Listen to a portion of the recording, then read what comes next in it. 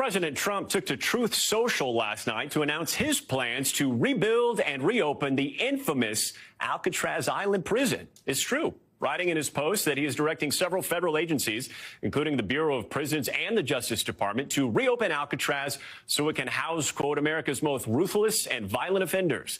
He also seemed to suggest it could hold undocumented migrants. Where did you get the idea for reopening Alcatraz? Just an idea I've had, and I guess because the judges, so many of these radicalized judges, they want to have trials for every single, think of it, every single person that's in our country illegally. It's got quite a history, frankly. Yeah. So I think we're going to do that, and we're looking at it right now. Now, Alcatraz has been closed for more than 60 years, largely due to its expensive upkeep. It's now a major tourist attraction with the National Park Service, drawing millions of visitors each year. It's famous for having once held notorious criminals like Al Capone, George Machine Gun Kelly, and James Whitey Bulger. Joining me now, author and historian Jolene Babiak.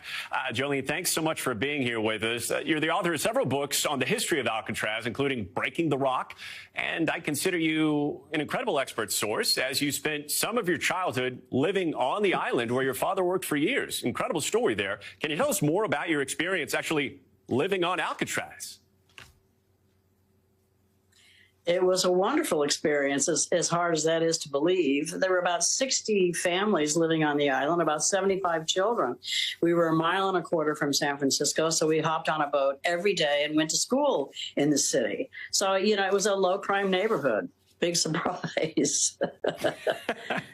Understatement there. I'm curious, do you think Alcatraz should reopen as a prison? And even if it does, what would go into flipping it into a usable modern-day prison? Oh, my goodness. Well, 62 years ago, it was too expensive and also falling apart. You have to remember the building was constructed by military prisoners from 1909 to 1911.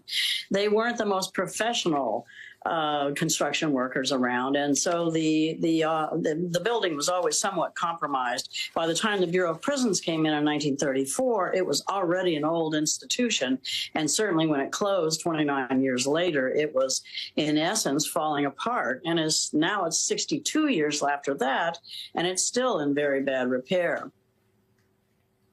Real quickly, if this was to happen, Jolene, they would essentially have to start from scratch, right? Yeah, it would seem so. I'm not the expert on the buildings, but it would seem that they would have to. First of all, there's no water on the island, and there's no sewage treatment. So you would really be starting with very, very expensive propositions. And, you know, you'd probably have to start from scratch, rebuild it.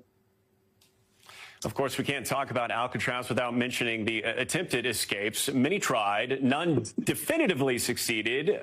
Or did they? 1962 escape by the Anglin brothers and Frank Morris. This is the one, of course, I know you know this, but they snuck out after leaving papier-mâché heads in their beds. Then they used a makeshift raft that spawned all sorts of theories. I love this. The FBI officially concluded that the men drowned. But the bottom line here, Jolene, they were never found. So I'm curious, where do you land on this one? Well, you know, you have to really understand that men did not come to Alcatraz because of their crimes. They came there because of their behavior. And it was the top prison. It was the top of the pyramid. It only housed about 1% of the federal prison population, about 250 men out of 225,000.